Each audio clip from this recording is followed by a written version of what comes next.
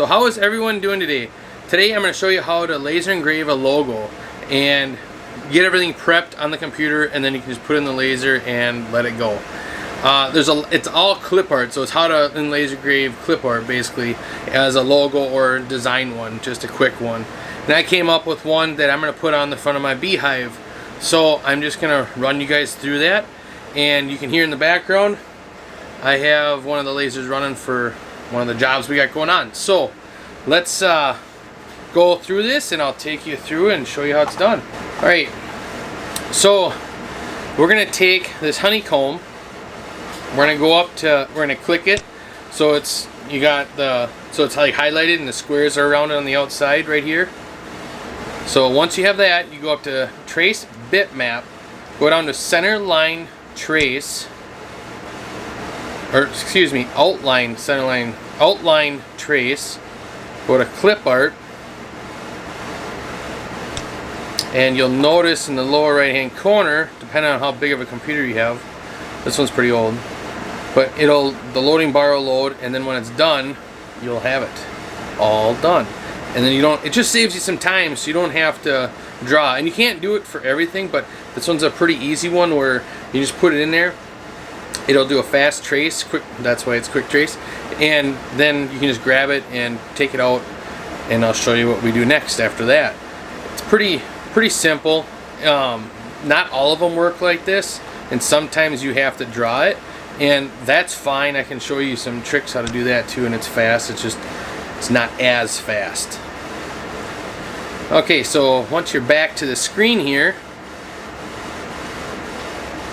when it's done thinking, alright, that only took a year. So now we're going to go up here, click that little box, we're going to make a box or a rectangle, we're going to color it yellow, and then we're going to hit Control Spacebar, go up to Arrange. Once you go up to Arrange, you're going to go to Order, and you want it to be the back of the page. And then click Off.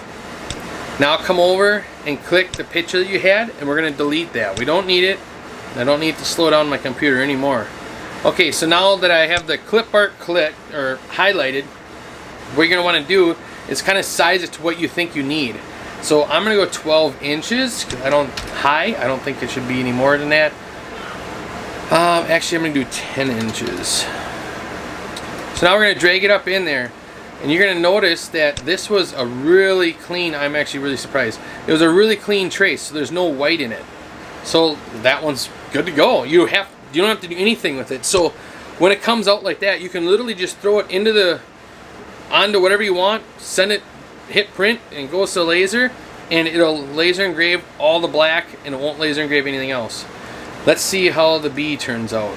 Again, highlight the bee, go up to trace bitmap, outline trace, clip art, and you can use the other ones, but 9 out of 10 it's clip art is the best.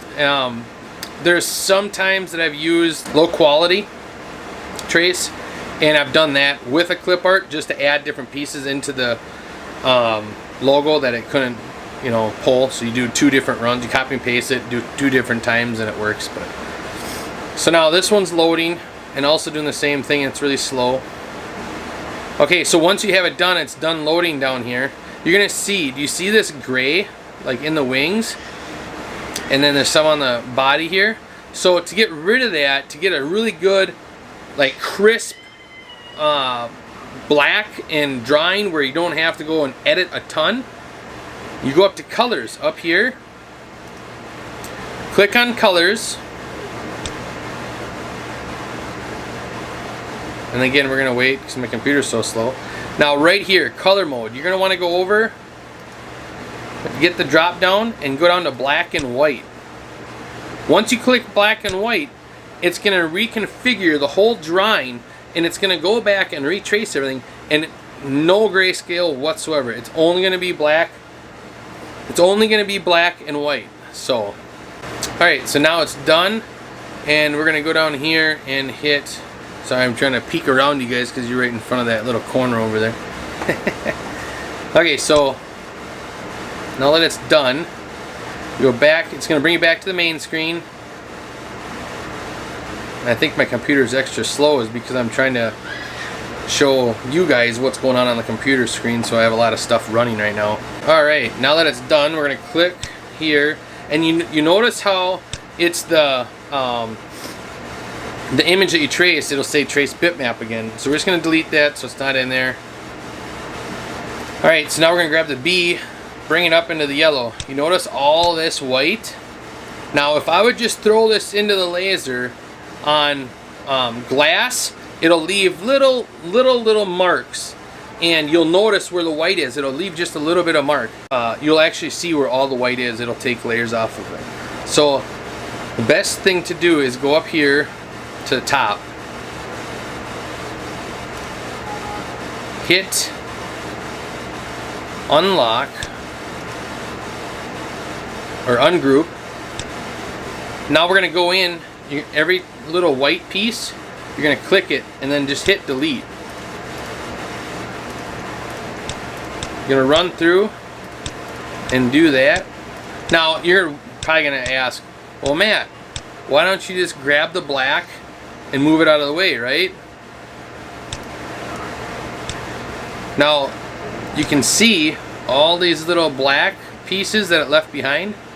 So you don't want to do that because you want that in your etching. Well, unless you don't, I mean, then you can do it, but I want it in there. More detail the better. So then, therefore, you just go through and take it out. Actually, you know what? You know what else we could do? I just thought of this. Let me try something here. What you could do is go up here. See, this is your nudge factor.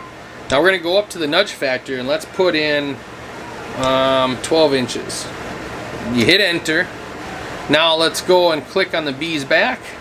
Go over 12 inches. See that? Now let's click every one of these little pieces and just hit over.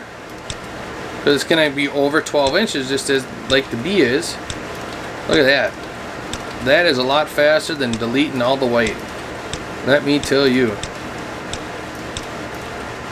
I learn something new every day. I'm trying to teach you something and I taught myself something. Alright, so that was a lot faster. So now what we can do is take all of the white and delete that. And then we're going to want to highlight the B, and we're going to go up here and group it. Or if you want to know the shortcut, it's Control G, and that will group it.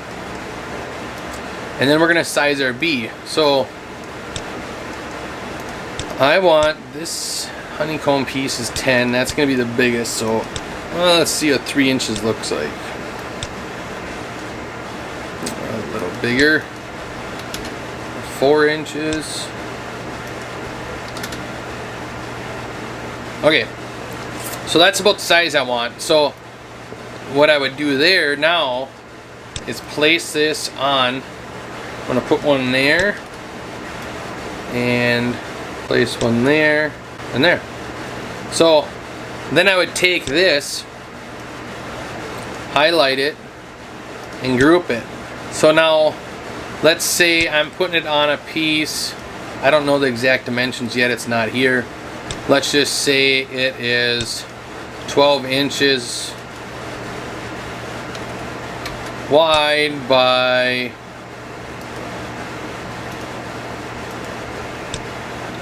8 inches tall. Okay, so now let's say we have to fit it on there. So now what you want to do is come over here, take your piece.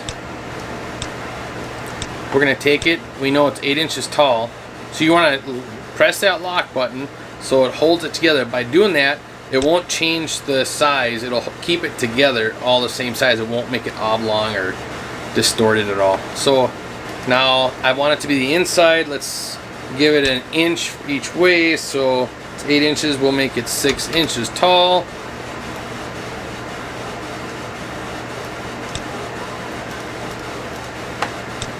Alright, so there you have it.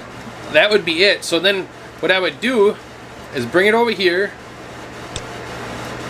put it up in the corner, and you would highlight just what you want to engrave, and you'd put your settings in.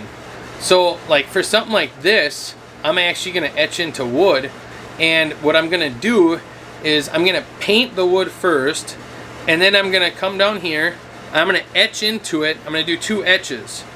I'm going to put tape over where I'm going to etch, and then I'm going to do a light etch, and then I'm going to come back and do a really hard etch so it almost burns into it, and then I'm going to take a black paint and I'm going to fill all the crevices in, so this way it's really black, and then the rest of it will be white. It really sticks out on the beehive, so it'll be pretty cool.